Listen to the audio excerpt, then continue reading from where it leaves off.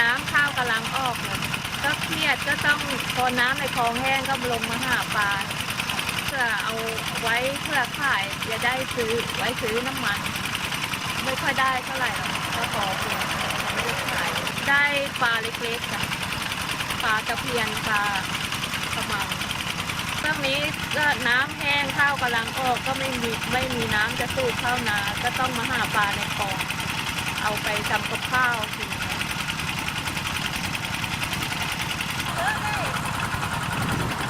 มีน้ำเกิดคลองนี้เขาไม่ได้ปล่อยแห้งเขาพอมีหรอกค่ะ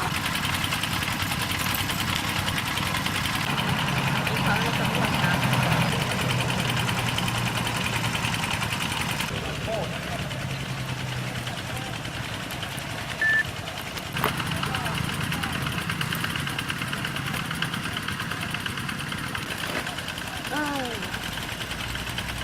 ชาวนาได้แย่นะตรงเนี้ย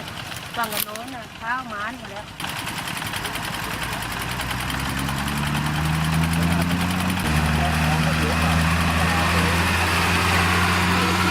น้ำมันแค่คลองมันก็ไม่มีอาหารจะกินก็ต้องหาปลานี่แหละข้าวมันก็ไม่ได้กินมันม้านหมดแล้วข้าวอ่ะก็เนี่ยเพิ่งมาวันแรกได้จากเนี้ยโอ้ไม่ได้เนี่ย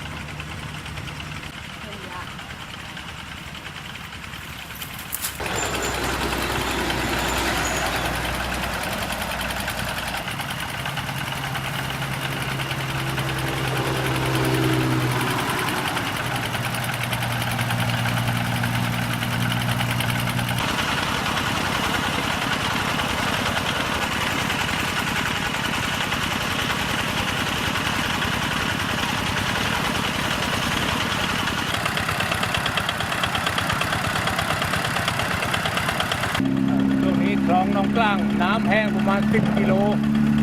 แต่ไร่ชาวนาก็ไม่มีน้ำจะทำนาลูกผมก็หาปลาไปประทังชีวิตไปลำบากช่วงนี้ลำบากน้ำท่าไม่มีจะทำนาทำไร่กันลำบากจะทอดน้ำก็ไม่มีจะทอด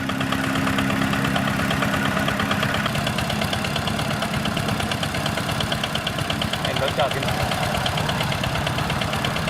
ทุกคลองแล้วครับถนน2 คลอง 3 คลอง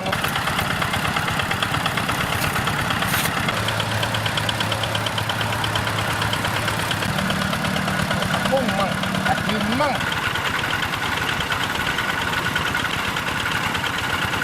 ไม่ปล่อยมาคงจะลำบาก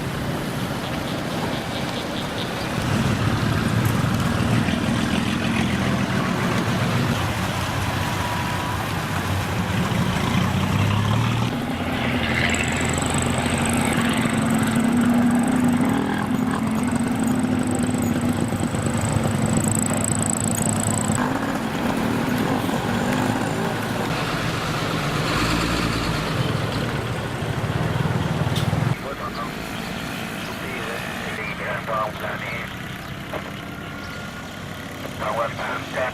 ลุกหรือที่ตอปส2 4 5 เวลา